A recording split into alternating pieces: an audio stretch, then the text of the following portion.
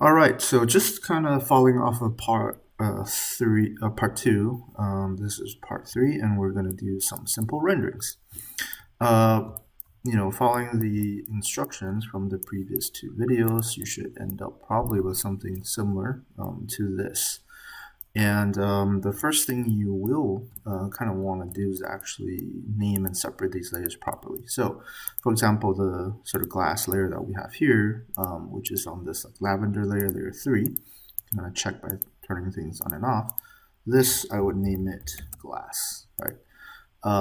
Once you turn it off, and this is just kind of good practice in general, that like you're kind of separating out your different elements. So, for example, this one, put it on layer and say, let's say exoskeleton,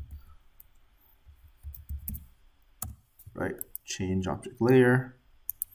So that's that, right?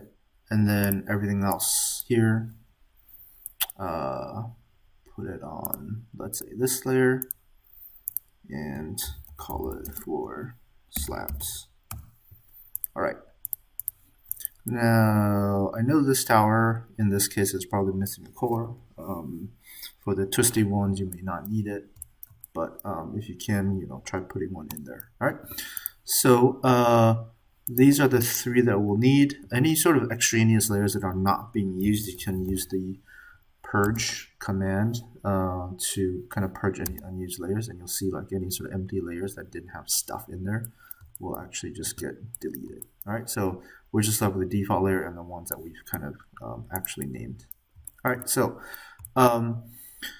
this is the example file, and then if you go to the assignment, there's a sort of tower context Rhino file that you can open.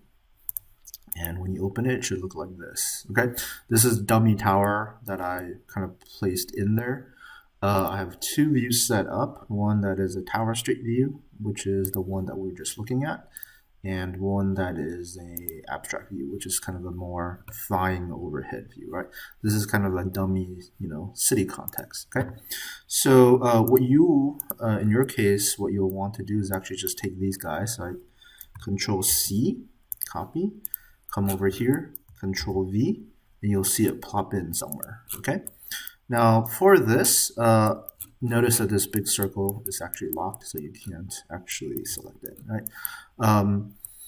This guy, let's just kind of scoot it over closer. And mine is actually decently scaled, just so I don't accidentally, unselect everything. Make selection easier, I'm going to group this one so like it's one big thing. And these other things, so in here, some of these layers, like for example, site geometry, you can always turn things on and off just to kind of check. Like I'll lock it for now just so I can, for example, select these together and group them, right? So I'll take this and just hide it for now, but what you should be doing is actually kind of trying to basically slide this in there, right? And you can check the views again, right? Use the sort of street view, see if it kind of fits, right? And this is just, kind of a loose fit. It doesn't have to be super accurate. We're just kind of eyeballing it just so it doesn't run into things. You can kind of move it around a little or even rotate it, scale it up or down, just to kind of make things match a little bit better. Okay, so this is actually what you should be using for your kind of renderings. Okay, now I'm gonna go back and use my old one, these guys. Okay, so ungroup, and this is actually what we're going to be working with today. All right, so I'm gonna close out this old file. All right, okay, so this is probably going to be your first introduction to a more kind of full-blown render engine. Okay, so what we're going to do is actually we're going to kind of do two types of renderings, one of each. One is a more abstract rendering, and one is going to be a more quasi-realistic rendering with sort of blue skies, right? All right, so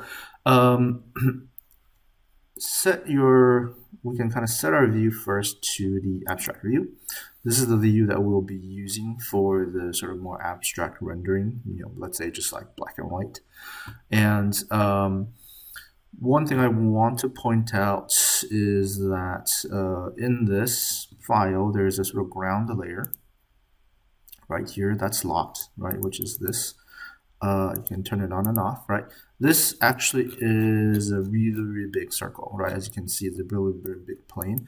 This is kind of an old trick that we used to use for a bunch of render engines, where essentially we kind of used this to simulate the infinite horizon essentially. And so when you're kind of close up, like it just looks like the horizon line of the Earth. Otherwise, you would have no ground or background. Okay, so in certain render engines that don't have a infinite plane, this is the sort of workaround. All right, so you can unlock it, or actually unlock it here, right, and actually hide it or delete it.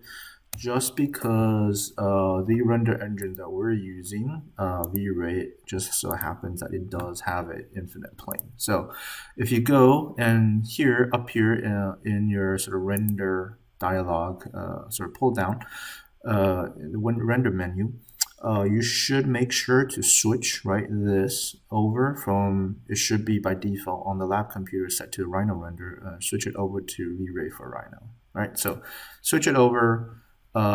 You should get a Vray kind of menu bar as well, a menu title as well. Okay, so one of the specific Vray objects that are here is called the Vray infinite plane, and what it does when you put it in there is basically creates a plane in here that extended basically when it comes to render time extends to infinity. All right.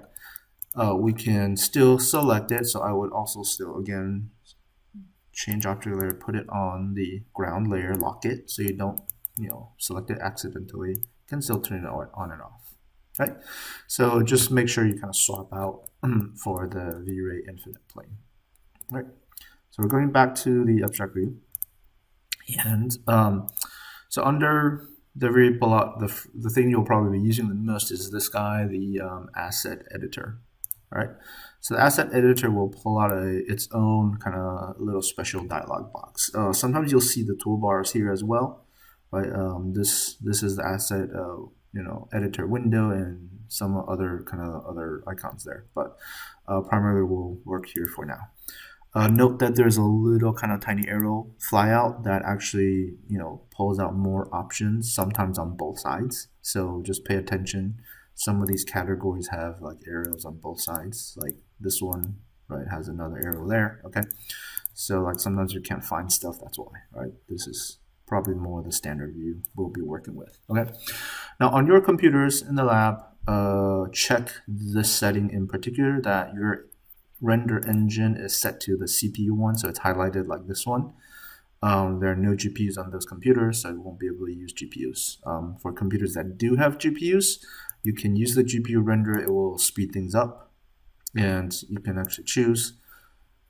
And sometimes you can actually use both. All right, so just kind of depending on the situation. All right, so make sure that that's set to CPU. And this actually, let me set everything to default. Okay. There's a sort of set all rendering settings back to default button, right, that I'm using to just kind of reset everything, right? So this should be very similar to like what you're seeing as well. Okay, so check your render is set to CPU, right? For now, we do want to enable the interactive because this will actually help us kind of see what we're doing a little bit better. Come down to the camera and the render output, right? So here, for a preview render, just to kind of see what it looks like, 800, 450 like this is actually pretty good. You can change the aspect ratio with its viewport, or pick a specific one like I am, 16:9, 800, 450, right? This is good. If you turn on the save frames, it will actually show you the actual display, the yellow box on the outer boundaries of the viewport is actually the actual render output, right? The framing that you will get, right? If you're concerned about that. Okay, so let's actually just click here. When you click here, there's a little arrow pull down. It'll kind of show different options. This is a normal render. This is an interactive render. For now, we're just going to do interactive render, so make sure that that little kind of finger is there. When you click on it, it will bring up a window and you'll get something that looks like that. Okay, that's overblown, etc. So we're going to have to adjust a couple of things. So this is really simple. Go to environment. All right. So uncheck this little checkbox here because this is basically using a specific texture for the background. So we uncheck that, and it turns completely black. Click on the background, change it to white. Okay, so on the color picker, just change it to white, and you'll see this is coming back. Now, right now, what this is doing is actually using the environment to kind of light the scene, right? There is a Rhino document Sun in here that is not on, right? So it's actually not activated. If I turn it on, you'll see that it just like overblows the entire scene, okay? So we'll turn it off for now. Let's go back to this sort of options tab, right? So background, right over here. Now, one thing to kind of understand about Vray in particular and many render engines is that they have a sort of camera system that uses exposure. Exposure in the sense of like DSLRs and kind of digital cameras, where you would be using basically kind of a sensitivity to light as a parameter, right? And so you'll see like this slider, for example, right now it's set to 10. If I slide it one way, it gets really bright. If I slide it the other way, it gets really dark. And this is really sensitive, okay? And so a lot of this is actually just kind of like dialing in, the right numbers, right? So if I go 9, it's a little bit over bright. If I do 9.4, for example, then I start to kind of see my shades and grays, to kind of come in a little bit better, right? Now, generally for a kind of abstract rendering, like something like this is fine, right? And you can also just kind of fine tune things a little bit. But what I'm sort of getting at here a little bit is like my background is blending into a lot of my foreground objects, right? So what I want to do here really quickly is actually make a separate material for the ground. It's usually a little bit darker, okay? So we're gonna go over here to the very left tab, materials, right? Down here, add material, generic. So right there. Okay, this is a generic material. It'll give you a preview, and under the diffuse color slot right here, click on this. I usually change this range to 0 to 255. I'm just kind of more used to the 0 to 255 numbers, just like you see in Photoshop, right, for the RGB values. And we'll grab that slider and slide it up until our RGB values are like 225 generally, somewhere around here, 225, 230, right? Which is kind of close to white, but a little bit gray. You'll see the preview updates as well, right? We'll call this, if you double click on the name there, you can rename it. So let's rename that ground, right? So I'll right click on it, apply to layer to the ground layer. Okay, so that basically kind of applies this material to the sort of V-Ray infinite plane, and you will see that right, I got better definition right between my foreground objects and the background. And if you wanted to get it darker, you can always just kind of like pull it down, and you'll see this turn grayer, right? So basically, essentially, that's kind of what's controlling the color of the background. Okay, so 225 or 230, something like that, right? That's ground. Now, the glass layer, we want to make a new one as well. So same thing, let's go to this, again, generic. This is a really quick kind of, cheap way of doing it. Let's not change the diffuse, but go to the opacity pull down, right? Under opacity, you can kind of slide this back, and you'll see it start to render as like semi-transparent. Okay, so actually 0.4 is a pretty good value for this. All right, and if you wanted to change this color to something more blue or whatever, you can mess with that, but I'm just going to keep it gray for this abstract rendering. All right, renaming this to glass.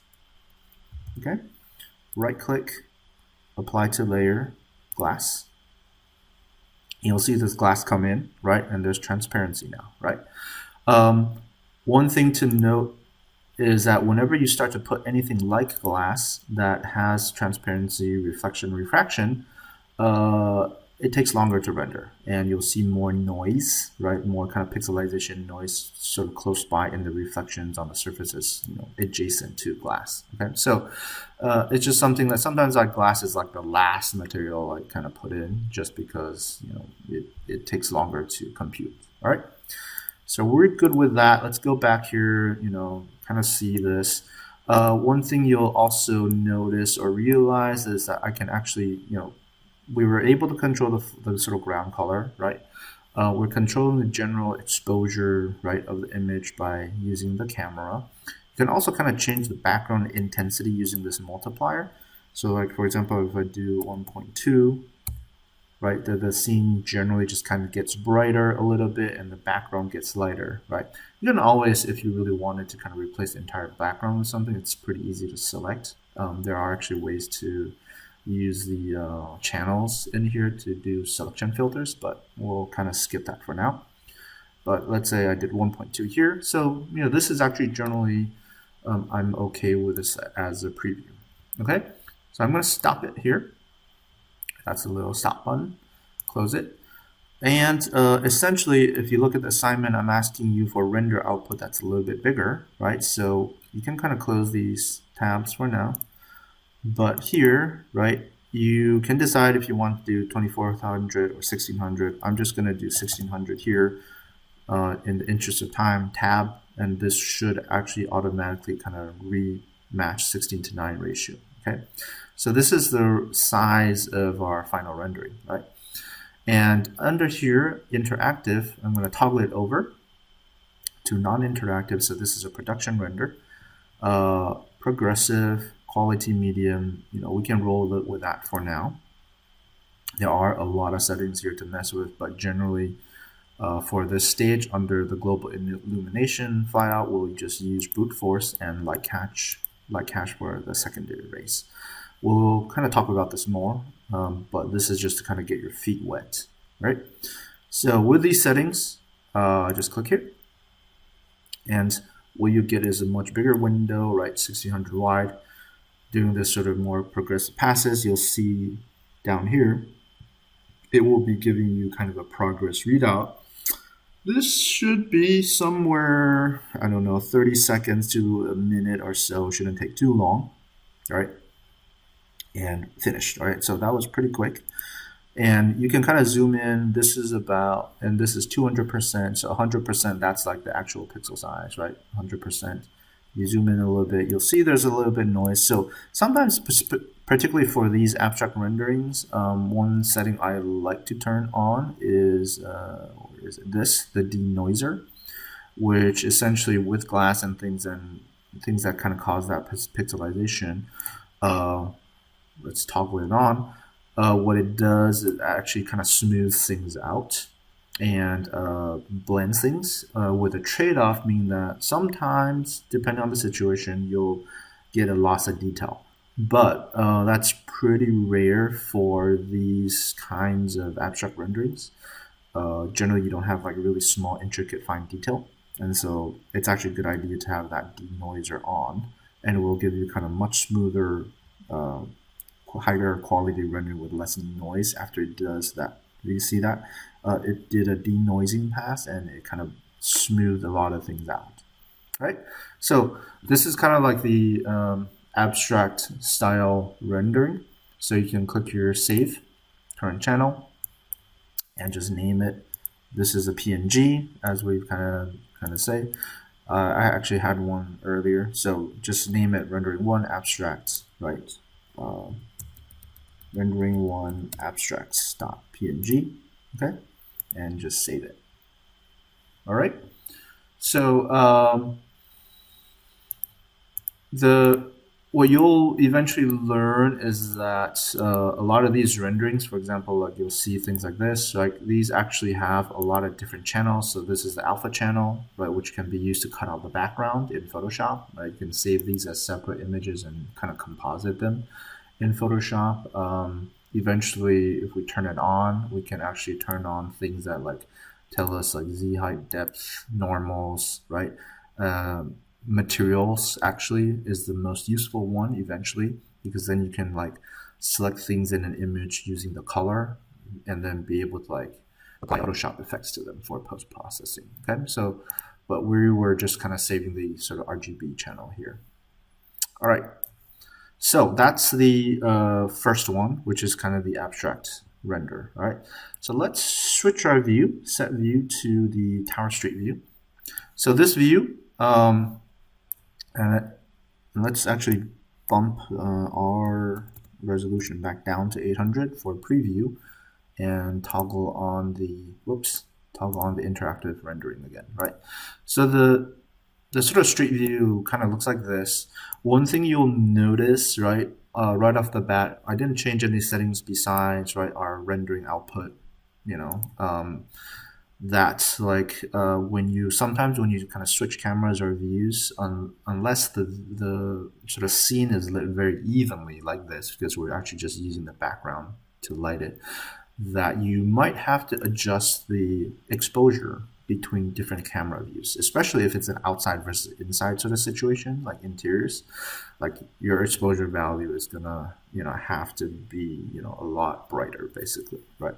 And so because of that, sometimes we have to switch views, even if it's the same setting, you might actually have to tweak things like this, right? And so if I'm looking at this, I might say, oh, well, it got a little grayer or a little kind of darker than I wanted. So I could kind of just mess with this and say, so 11 gets darker. So maybe I'm trying 9.2, right? To, get it a little bit brighter, right? Or you can kind of mess with the background, make it 1.4, right? With the background kind of multiplier, okay? So just like be aware of that, right? Now, this one in particular, we are going to actually change here. So there's a little checker box right there, actually controls the background bitmap that's used or mapped into the scene, right? Both for the lighting, but also what kind of visually shows up in the background, okay? So this is the kind of default background bitmap that they have in there. And what we are going to want to do is actually replace it. So I'm actually going to click here. So click on the checker box, click on the bitmap, right? And you'll see that there are tons of options of like textures and things that we can put in here, even gradients and etc. We're going to actually use the sky. And in the sky, what you'll see, so let's kind of come back in. You can click on it, sky. Let's come back in, right? And let's bump this down to 1 again. Okay.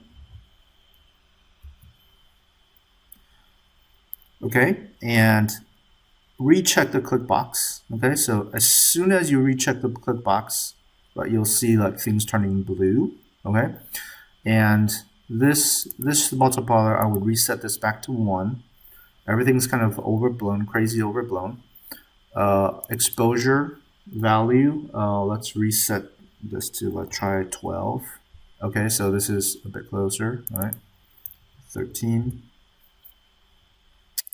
Let's try 14. Okay, so you'll see that like essentially the reason it's so blue is because it's using the background bitmap that we chose, the sky kind of background to light the entire scene, right? This is sort of a side effect of the color of the sky, and so things are kind of very blue, and it's a little bit unrealistic. Okay, so we're going to actually use the Rhino document Sun. So if you come back over here to the lights sort of tab and look at the Rhino document Sun and activate it by clicking here, right?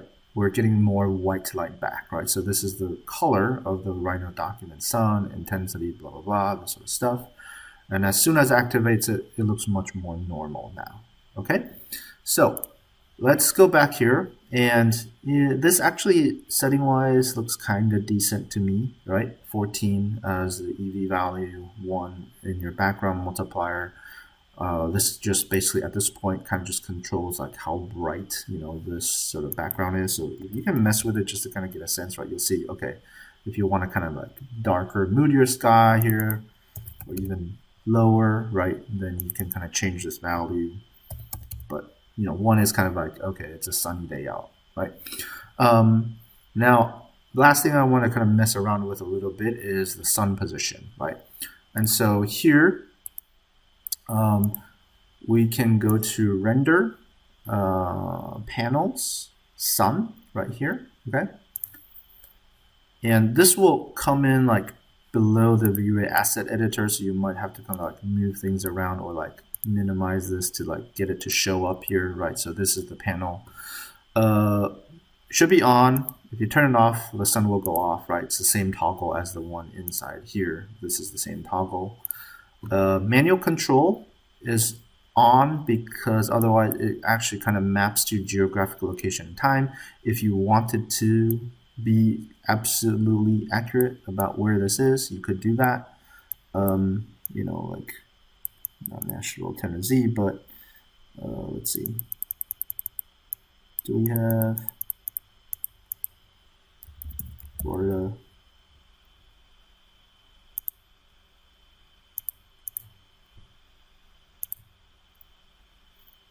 Can set Eastern time zone, right? I don't know if there actually is Miami, maybe. Oh yeah, so we have Miami. So make that, if you actually pin it to a geographical location, then this would actually be, sunlight-wise, would actually be accurate in terms of the sun position and things like that, right? At that point, actually what you're messing with is actually just the time, right? And so these are locked. These, are locked. What you're dialing is like, oh, time of day, which year, 2019, right? And you'll see the sort of rendering change as you basically kind of move, and the shadows change, right? So this is actually an accurate like sun system, right? So depending on the time and month, things like that, right? And when it goes dark, it goes completely dark, right? So this would be a actually more accurate way if you're trying to like simulate, what the impact of the sun and where the shadows actually fall, okay? But in our case, I want to kind of mess with it manually, so I'm turning on manual control, which removes all the geographic location stuff. Whoops. And if that thing disappears because I click on the Vray stuff, just click on your Rhino bar again to bring it back. And this is kind of more intuitive because you basically can control the sun angle to like really low, and you'll see because it's an accurate sun system, it will actually come down really low. You kind of change the angle, direction, or basically your north, south, east, right? And so the shadows actually update. Anything that's kind of more orangey and low sun takes longer time to resolve, you'll notice, so that will also affect your exposure settings, right? So just be aware that, okay, this is actually something you might want to kind of set up. Do I want a sort of really dusky rendering like this, right, where you kind of see more kind of yellow light, or do I want a more kind of overhead noonish, kind of situation, right?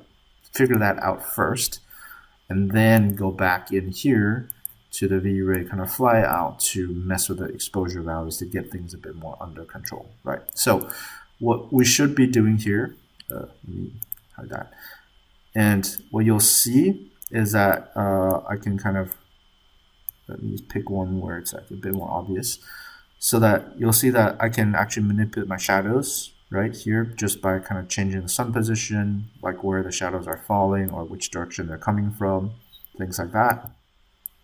I get mine in the foreground, in the background, keeping in mind that shadows like this, let's say in a view like this where you're kind of like, facing the sun and everything is in shadow, shadows take a lot more time to resolve properly and to render, just because there's more calculation involved in kind of clearing them out. But that actually is where the denoiser will really help. All right, so let's just kind of pick something that's like All right, some one side in shadow, one side bright. Okay, and something like that. You can mess with that however you want. All right, and my scene is lit properly. You'll see like even in the preview, it's taking longer to kind of clear it up, right?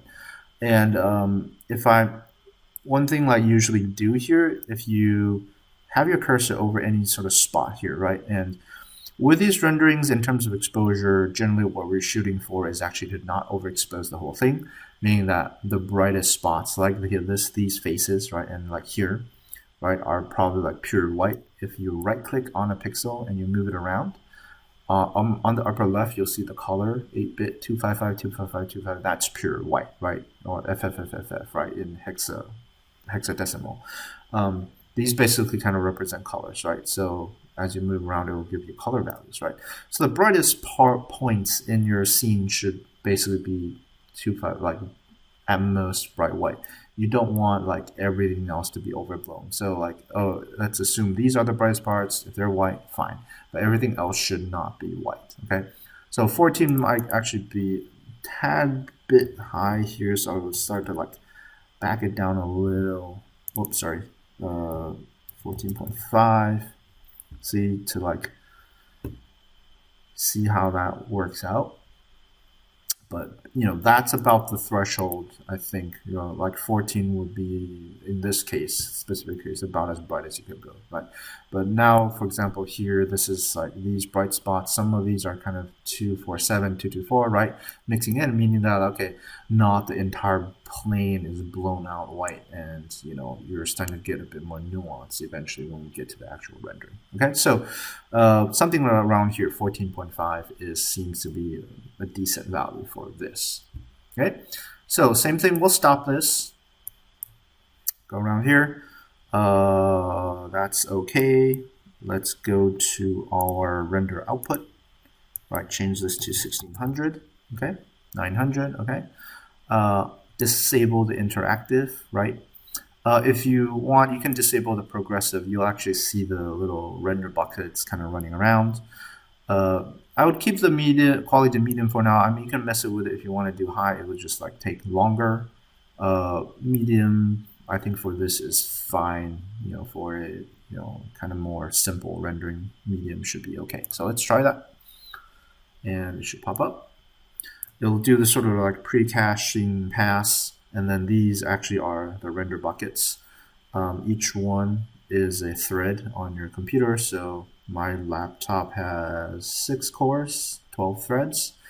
So there are 12 of these running around, basically kind of clearing out the scene. Computers in the lab, I think, are quad core, so those are probably like 4 cores, 8 threads. So you'll have 8 threads kind of running around, right? So this is definitely a program or an application where more threads means faster. So if for those of you who are looking to get laptops or things like eventually for renderings, yeah, like if you can get a 6 core or above, like it'll make this process go a lot faster.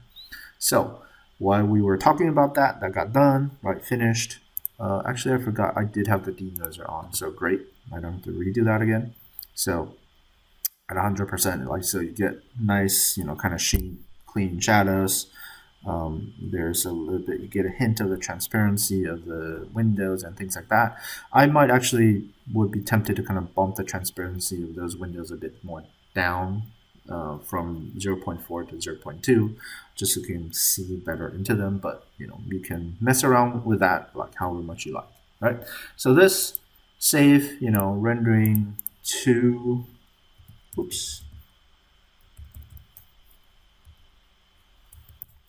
like quasi realistic, right? That's I think what we called it. Save that, okay? And that's your kind of first taste or dipping your toes into Vray, right? So essentially what you are submitting for this week, besides the sort of 2 renderings that we just did, where did it go? Maybe in my documents. I actually don't know where I saved that.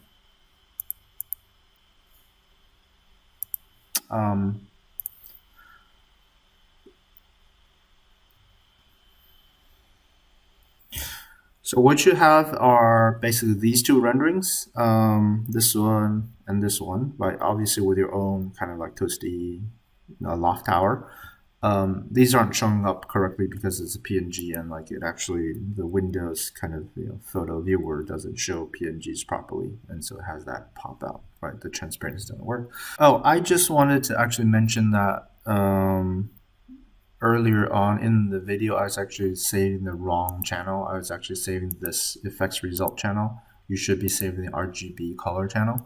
The difference is that if you try to open it in Photoshop, this is what you're going to get. Like this is the kind of like cutout version of it without the background color. I mean, you can do your own background or fill in this case because it's the sort of effects result channel right here. That being said, to do this properly, and you'll see that like I closed the Vray frame buffer, you can always get it back if you have not re-rendered. So go to Vray, click on frame buffer, right? It'll actually bring back that previous rendering. So, but like in the channels, just make sure you're actually saving the RGB color channel when you're saving it. All right, and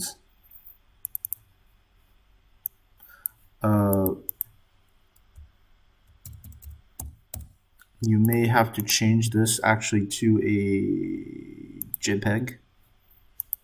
Save. So let's double check that. So you'll see that, okay, yeah, like if you save it as a JPEG, then you'll actually get the sort of background. And if you save it as a PNG, it will default to the render effects channel with the transparent background. Okay, so do make sure that both of those, you just like kind of do it as a JPEG. All right, that's it.